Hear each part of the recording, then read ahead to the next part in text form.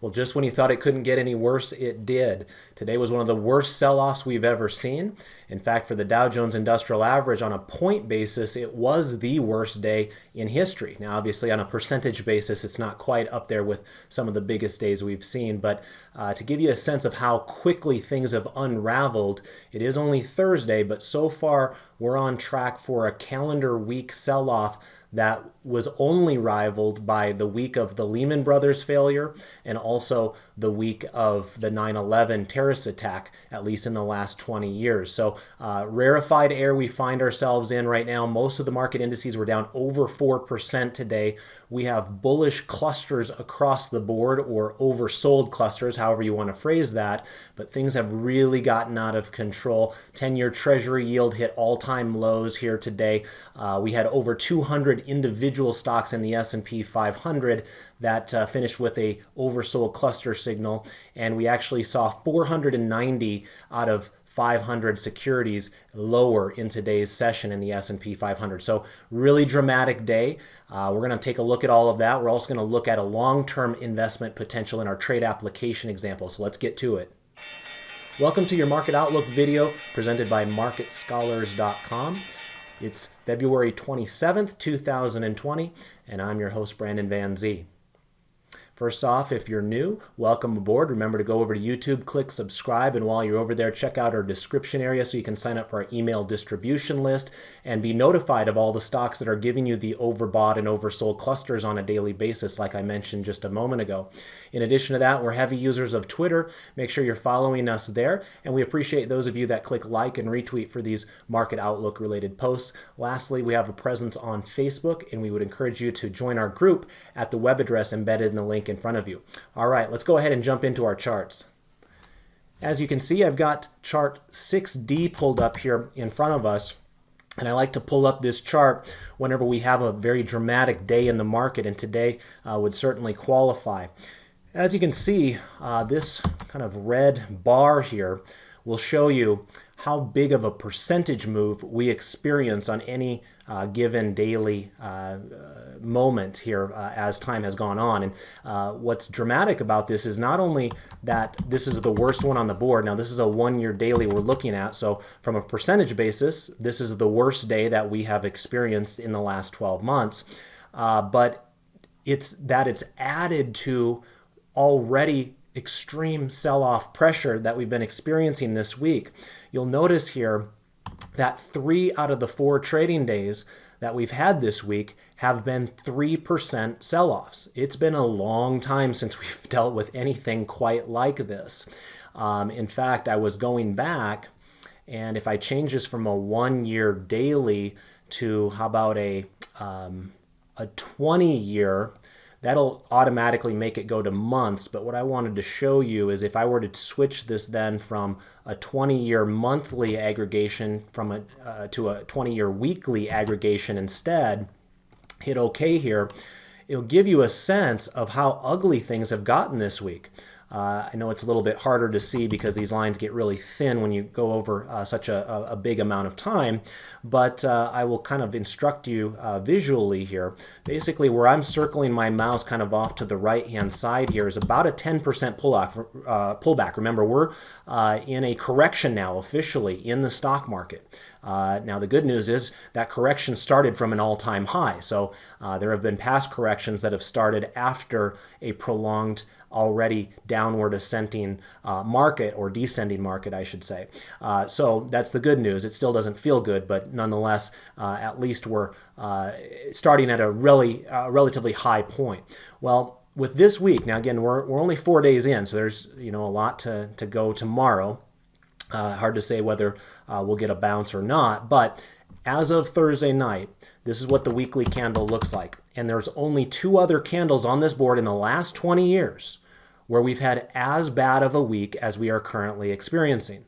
Now, this one really stands out over here. This was your Lehman Brothers crisis. It got really bad that week. We were down 18% in the stock market that week in the S&P 500. This week, we're down about 10.75% so far. So that just goes to show you how bad things were back in 2008. And then the only other time that was worse than what we currently have is right back here, September of 2001. And of course, most of you are aware that was the terrorist strike on the Twin Towers in New York City. So we are in extremely, extremely rare territory right now as far as how quickly this market pullback has developed. I'd be curious to see what the stats are on times throughout market history where we've had 3 out of 4 days with a 3% pullback. It's got to be incredibly rare to see that sort of thing. So if it's feeling a little bit precarious out there to you, you're not alone. I think a lot of people are in kind of duck and cover mode right now. Now, obviously, there are opportunities, and depending upon where you're looking, you might be able to find them. A lot of what has caused this sell-off, of course, is the coronavirus news. At least that's what most people attribute the sell-off to, and the unknown resolution to that. Remember, when we have things like trade wars or skirmishes with Iran or whatever the news story du jour may be, a lot of times those are problems that are created by humans that can also be resolved by humans. We're dealing with a problem that maybe have caused by nature or science, and we still don't know what the resolution is. And so it is a very nerve-wracking time that we are experiencing right now. And it's quite remarkable that it's all happened in just 1 month. In fact, today, as I was watching some CNBC, I noticed one ticker symbol scroll across the board, and it caught my eye because I had talked about it in this video here with you in the past, and that ticker symbol was APT. Now, I looked up when did I talk about that in this Market Outlook video, and it was on January 21st. That would have been that candle that you see right there when it first broke out. And I mentioned how this particular company, Alpha Protec, makes those masks. Anytime we have a respiratory, crisis, it seems like that company seems to kind of perk up. And I described how it also went up dramatically during the Ebola scare and a few other times throughout history. Well, this thing has just absolutely erupted. When I talked about it here 1 month ago, it was less than $5 per share.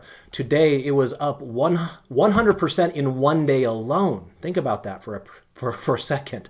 This is now a $25 stock, and there's a few others that kind of are in that same vicinity. Lake was another one that I mentioned there on the 21st, and while that one hasn't gone up as much on a percentage basis, even it was up 22% today.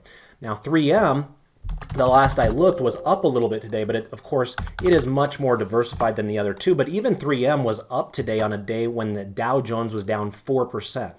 That is nearly unheard of. Keep in mind, 3M is another one of those companies that sells those masks. Even though it is a very, very small part of their business, it allowed them to kind of retain their value today when the rest of the Dow was really just getting annihilated out there. It was bad. It was really bad. In fact, let me pull up another chart here for a second. I mentioned this briefly in the intro. If you pull up the S&P 500 on the Index Watch here on the Visualize area of the Market Watch tab on the Thinkorswim platform, you will see that 490 out of the 500 approximately stocks in the S&P 500 were down today. Now remember, there's a couple of companies that have multiple share classes, so it's not exactly 500 securities, but it's right around there. Just gives you a sense of how terrible things were today. So 3M would have been one of those 15 companies in the S&P 500 that managed to close in the green today. It was a violent, violent day to the downside. I mean, we're talking extreme moves. If you're looking at another way to kind of visualize this would be a heat map. Here's the heat map of the S&P 500. I mean, you have to squint to see any green in there. It is ugly across the board. And of course, your biggest components out there, those that we were just talking about recently with $1 trillion market cap. Here's Microsoft down 7% today. Here's Apple down 6.5% today. Amazon was down 5% today. Alphabet was down 5% today. I mean, these are some really aggressive moves here. Now, this appears to have a couple of different indices in there. If you wanted to hone in directly on the S&P 500, I think you can click these little icons. There we go. Let me click on the S&P 500. So here's the true view of the S&P 500 to give you a sense. And, you know, there's going to be a couple of them. I see one little green right there. There's Quanta Power Services, and an industrial that deals directly with the utilities. There were a couple of healthcare names that were up today as well. But for the most part, it was a one-sided market here today. I heard that it was the fastest that the S&P 500 has ever erased 4 months worth of gains in its history. So an extreme move lower. So with that kind of background set and understanding how historical today was, not only today, but this whole week has been, let's now start drifting our attention towards some of the charts that we're a little bit more familiar with and see how bad things have gotten over there. So let me come on over here to chart 4B. This is your market forecast view here. And as I mentioned in the intro, we had somewhat of a rare instance here today where we have all 4 of our charts. There's your S&P 500, there's your Dow Jones Industrial Average, there's your NASDAQ Composite, and there's your Russell 2000. Notice those little green dots showing up down below. Those green dots are your Oversoul cluster signals. And those are fairly rare for to get a sense of how rare it is. This is the first cluster that we've seen on any one of these 4 charts in the last 3 months. Now, they're not incredibly rare to the point where you're not going to see them, in let's say a year's worth of time or anything like that. But we had been kind of conditioned to see the stock market rising nearly every day, and for the rug to be pulled out that quickly, that is dramatic. I mean, we're talking standard deviations now in our language. This is not just a normal pullback. This is an exaggerated move that we've just experienced. Some of you have heard the phrase that the stock market takes the stairs up and the elevator down. This is certainly an example of how that can be true during certain circumstances. Things have gotten so bad here that you'll see that not only do we have bearish postures across the board with that red background color, but we have that darker shade of pink here as well. So we've gone to what's known as a strongly bearish posture. So are there going to be opportunities to kind of sift through the rubble and try to pick out some babies out of the bathwater? Yeah, I would say so. But we've also got to be very careful because of what I mentioned earlier. We don't know what the resolution to this situation is going to be yet. There can be a lot more chaos in front of us. And the old phrase that markets can stay irrational longer than you can stay solvent. Do your best to stay solvent and make sure that you are limiting your use of leverage as well, because it's usually not the more prudent longer-term investor that blows up their account. It's usually those that are extremely aggressive with how they're applying their trading techniques. Most at the forefront there is those that use margin heavily in order to finance their trading. I have a feeling that at the brokerage houses around America right now, there's going to be a lot of margin calls that go out tomorrow, and I hope you are not one of them. But it is definitely a chaotic market. No surprise here that all of these daily range labels are orange. In fact, dramatically orange. In some of the cases, we are actually doubling the average true range. And the average true range itself has been expanding recently because of a few of the prior sell-offs that we've had. But today doubled the average true range in most of these indices here. You can see the average true range, for example, on the Dow Jones is 421 points. Today's range was over 1,000 points. And we closed near the low. Now remember, a lot of people are going to be bottom fishing out there, and they're going to be wondering what they should look out for. One of the things that you want to look out for is kind of a flush the toilet type of a day. And when you see one of those, you're usually going to have some sort of a long lower shadow that's associated with the candle. That's not what we're seeing yet. That's what makes this a little bit nerve-wracking, especially going into tomorrow, which is a Friday, and who knows how many folks want to be long the stock market going into the weekend where you have 2 days from trading, but the news about the coronavirus is not going to stop. And so there may be people that are going to sell tomorrow no matter what. It's possible tomorrow is a really ugly day going into the close yet again. But eventually when we start carving out our bottom, you're going to start seeing more of these candles with long lower shadows. For example, the NASDAQ today had a little bit of a long upper shadow. Remember, that is not going to be a very bullish sign right there. You want that flipped around. You want those long lower shadows on the bottom side, not on the upside. So that's one thing that you're going to want to look out for if you are proceeding very, very cautiously with this market going forward. But as you can see, one of the worst days we've experienced. 4.42% down move in the S&P 500 in one day. We had a 4.42% move also in the Dow Jones, 4.61% move to the downside on the NASDAQ composite, so that was the worst one. And then the Russell 2000, if you could call it a winner, was only, and I'm using that term very loosely here, only down 3.54%. An otherwise atrocious day, but compared to the other three, I guess you could call it a relative winner. So I won't belabor the point, but clearly we have bearish postures across the board. We have red moving averages telling us that price is now below a falling moving average. We have market sentiment lines that are bearish across the board, except for the NASDAQ. The NASDAQ does have its market sentiment line falling, but remember, because it's still in the upper reversal zone, we wouldn't actually call it bearish until it falls below 80, which will likely happen tomorrow. So we'll keep you updated on that. But for the most part, this is a market that is being owned by the bears right now. Let's go ahead and move on now to our next chart setup. And we'll take a look at the 3 green arrows chart. Here you can see that the 3 green arrows chart, unsurprisingly, is actually 3 red arrows across the board. All 4 of our charts here have the 3 red arrows signal. And of course, the 3 red arrows signal is dealing with whether price is above or below the 30-day moving average. No surprise, all of these have price below the moving average.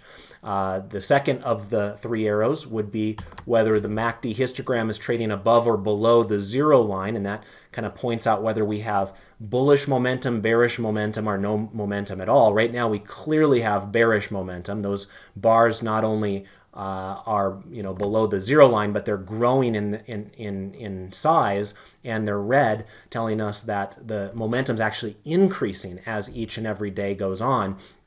And then the third and final one is the stochastics, which is giving us a sense of who's in control of this market right now by trying to judge where are we closing based upon different trading ranges. And if we're closing near the bottom of trading ranges, you're going to see that stochastic indicator tracking lower. In fact, this is a fairly rare time in recent history where the stochastic reading is actually in the lower reversal zone.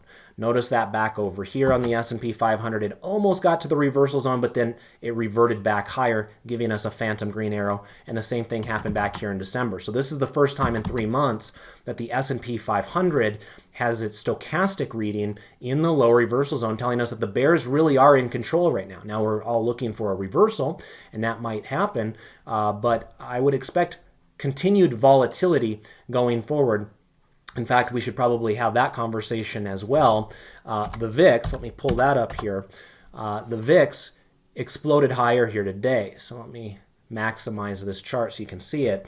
The VIX was up 42% today. Now you don't really quote the VIX in up or down percentages, but to give you a sense of where your implied volatility is these days on the S&P 500, it's close to 40. Now, we've seen worse. Back in the crisis, we saw it go all the way up to about 90. So, this is not unheard of, but 40 is a pretty exaggerated move. Normally, when we had gotten to 20 in the last year or two, it had been considered a bit of a push into the fear trade. This is double what that is. To give you a sense of how long it's been, let's go back on, let's say, a 3-year chart. This is the biggest close that we've had on the volatility index in 3 years. Now, we did have right over here in, it would have been February of 2018, where we had a very brief move higher up to 50 there, but you can see on that weekly candle we closed well below that. So again, this is not the first time we've ever been at 40 or anything like that, but for many of you this very well might be the most extreme fear-laced market that we've had in the last couple of years at a minimum. So remember that when volatility is high, it's telling you that options prices are expensive right now. Some of you might be absolutely convinced that the stock market is going to continue to go lower while we're in these coronavirus scares. But remember, if you're using puts and purchasing puts in order to kind of facilitate your bearish posture, you are paying nosebleed prices for those puts right now. Now, if you bought some puts prior to this move, congratulations, that was a brilliant hedge. But if you're only waking up to the idea of getting bearish now and you want to use bought puts as the way that you facilitate that, just be aware you are paying approximately 2 to 3 times more for your puts today on a relative basis compared to where you were just at a couple of weeks ago. So we're talking extreme moves in the fear gauge here today, with the VIX exploding higher and options prices across the board following suit. Let's go ahead and take a look at some other charts now, because of course it's not just the stock market that is having some chaos. I mentioned in the intro that the 10-year Treasury yield is at all-time lows. Now, there were people a few years ago that were absolutely convinced that we had hit a bottom in interest rates. Now, if you look down in the lower right-hand corner here, this is your TNX. Let me go ahead and right-click and go to maximize sell so you can see this a little bit better. We basically finished at about 1.3%. Those nines are kind of messing with me here. So you move the decimal place over to the left once there. So it'd be basically like 1.29% on the 10-year Treasury yield. Now, to get a sense of how far back you would go, you could pull up an all-time chart here. This is the lowest it has ever been. There was a time back here in 2012 where people thought that was the bottom and we exploded higher. And then we came back down and we pressed lower just barely here in July of 2016. And then rates surged. At that point, people were saying that's the end. We finally hit the lowest level ever in U.S. Treasuries. Some of you that were around and perhaps trading or maybe buying houses back in the early 1980s, you will recall that Treasury yields at that time were in the double-digit percentages. So for many of you, it's nearly unheard of to conceive that the 10-year Treasury yield right now is at 1.29%, an all-time low there. And you can see here that not only is it at an all-time low, we have a monthly oversold cluster there on the TNX as well. So this was not only an extreme day for stocks, but it was also an extreme day in the bond market. And remember, when it comes to bonds, interest rates and bonds move inversely to one another. So of course, when interest rates plunge to all-time lows like we saw here today, the opposite is true for the bond market itself. Here's TLT. And as you can see, TLT surged higher. Now, I haven't checked this yet. Maybe we can do it together. But I want to go back and just see if this is an all-time high in the bond market. It is. And so remember that this will only go back to about 2002 because this is an ETF based off of the long-term U.S. Treasury. But nonetheless, it appears here that this is an all-time high. Now, notice what's also happening here. This is an overbought cluster on a monthly basis. So not only do you have interest rates with an oversold cluster on a monthly candle, we have bonds themselves with overbought clusters on a monthly candle. These are extreme moves. Imagine somebody being brave enough to buy TLT back here in October of 2018 when you got that oversold cluster signal. You just had basically a straight up move right there as a result of that. Now, before we get too excited about the bond market, some of you are probably identifying that we did have an overbought monthly cluster on TLT back here in May of 2012 as well. People who got overly excited about that move, thinking, hey, we got a breakout in the bond market, let's all pile in, you got annihilated immediately after that. So we got to be careful up here. This is an expression of the market, of its fear of the unknown right now, in particular with that coronavirus news, but it may be a little bit irrational. We'll see. These things can, continue on for some time, so we've got to be careful on how we manage risk and things like that. But be aware that if you're finally saying, I'm throwing in the towel in the stock market and I'm moving all my money into the bond market, just be aware of the possibility that you might be getting into the bond market right here, and you might have to deal with a fairly ugly sell-off fairly quickly as well. Again, I can't predict what will or will not happen because we're dealing with an unknown source here with that coronavirus. But I'm just saying from a technical analysis perspective, we are in extreme readings right now for the bond market. As we look at some of these other charts on the board, no surprise that EFA and EEM also were down fairly significantly today. Now, in a rare twist, we don't often see this, but the U.S. market actually performed worse on a dramatic down day than the emerging markets. You typically don't see that. Now, remember, the U.S. market already had a lot of gains built in. So this exaggerated move that we've experienced here on SPY only puts us down 5.7% over the last 3 months. Notice over here, EEM was down 5.9% over the last 3 months. So in other words, the emerging markets are still down worse than the S&P 500 over the last 3 months, despite the fact that the U.S. stock market has fallen much more violently, not only today, but also this week. So anyway, the U.S. had gone up more than the other markets, and therefore when it's come down more than the other markets, it really just kind of evens things out. In fact, with the foreign developed markets, now this would be like continental Europe and Japan and Australia, things are really ugly there in the last 3 months. So while EFA did outperform SPY today, it is dramatically underperforming SPY over the last 3 months. EFA is down 8.8% in 3 months. So that has gotten a bit out of hand right there as well. The US dollar was down today, but not an exaggerated move there, down 0.6%, and it remains above a rising moving average. Somewhat surprisingly, GLD was only up a couple of pennies here today. So it was a very muted day for gold, and a lot of people would have maybe expected gold to perform a little bit better today, considering it's a little bit of a safety type of a trade. REITs got hurt today. They were down over 5%. We'll talk about them in a little bit when we get into the sector analysis. Oil was down, it hit another multi-month low, and we also saw high yield bonds get hit here as well. So again, that's another important kind of educational point. Let me maximize this chart here, and let's talk about TLT.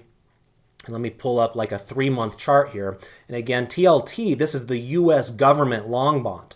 It's as close to a kind of risk-free security if you hold it through maturity and you buy it at the beginning, you hold it till the end, unless you think the US government's going to collapse, it's about as close to a risk-free security as you're going to find. But remember that not all bonds are created equal. So TLT looks absolutely fantastic from an upward trend perspective. Look at JNK as an example of a bond or a type of bond, in this case high yield junk bonds, that are doing the opposite. High yield junk bonds are getting absolutely blitzed this week. And I've talked about that in these presentations in the past, that the junk bond market oftentimes follows the oil markets, or at least it does in this current era. Every era is a little different, but right now, a lot of the corporations that are issuing high yield debt are going to be those oil and gas players that are basically just hanging on for dear life. Just in order to turn the lights on every day at their headquarters building, they need to borrow money because the barrels of oil just aren't going for as high of prices as they once were. So there are a lot of oil companies out there that are on the brink of collapse. And many of them have issued high yield debt, and therefore you are seeing some of the chaos there filter into the junk bond market at a time when the government bond market looks like it's bulletproof. Let's go ahead and take a look here at our sectors now. And I wanted to take a look at 5C for that. And these are the U.S. sectors, but it gives us a general sense of how things are looking. And as you can see, things are looking absolutely horrendous. We have a clean sweep to the bears here. All of these charts have the pink background color. All of them except for two have a darker shade of pink, telling us that we have strongly bearish postures across the board. There's no safe place to hide in the United States stock market. There may be other places like gold or other things that are not stock related, but from a broad picture perspective, you can see here that the stock market has gotten blitzed, and it's not like you would have been saved if you would have rotated all your money from technology into utilities or something along those lines. They all got hit. Now, you'll see that on a 3-month basis, there are certainly those that are worse than others. The financials have gotten blitzed in 3 months. They're down about 10% in 3 months.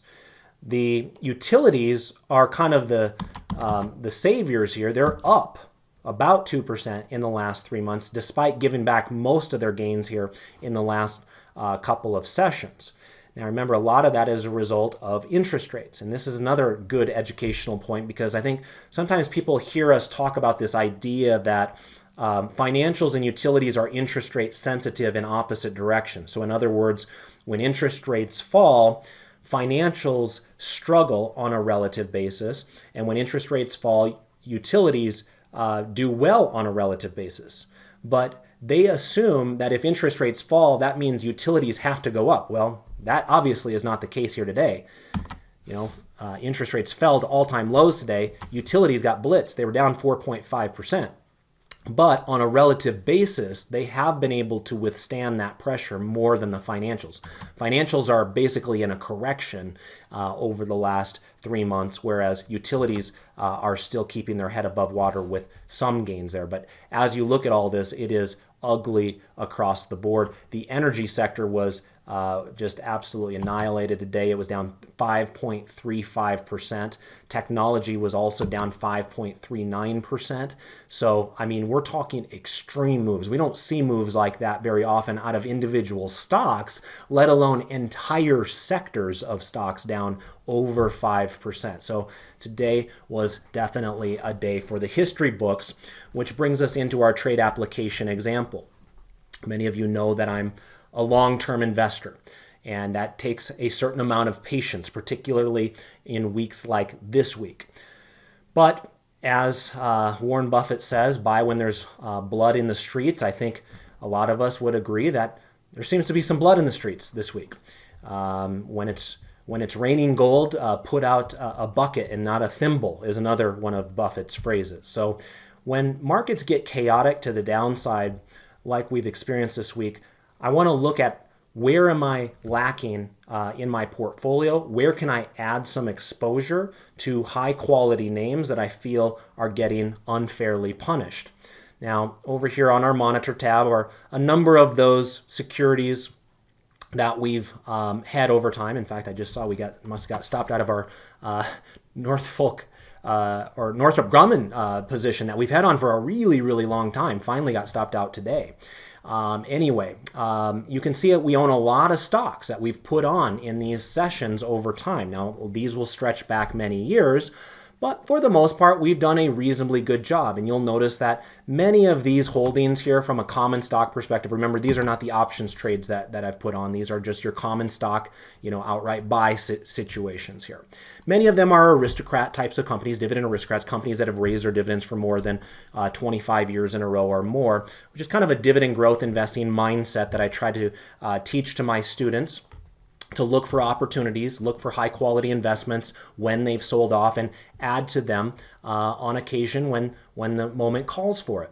And in some of the cases, we do reasonably well. As we look at all of these trades that we have here, our best trade from a total dollars win perspective is Microsoft, which we've more than doubled our money in despite the big pullback that Microsoft has had over this last week.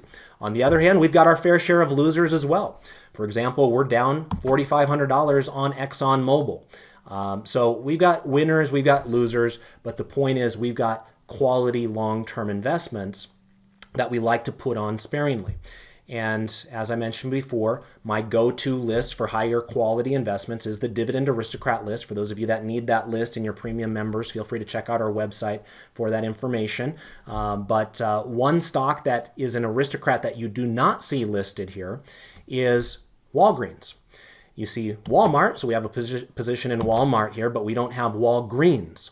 And so I wanted to come over here to our chart and show you why Walgreens caught my eye here today. So first off, let's pull up our dividend stair-step chart here, chart 2A.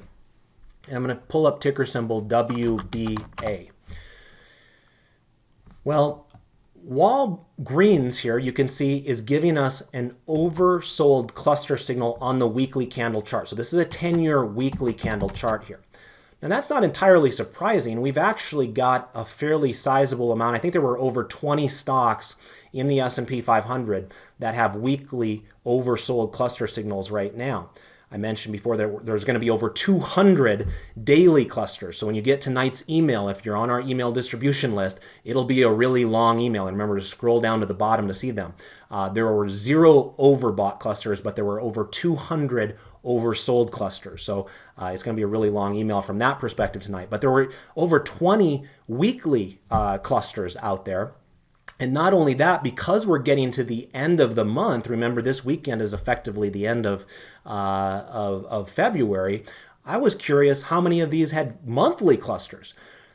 And Walgreens is actually one of them that has a monthly cluster. So let me show you that now.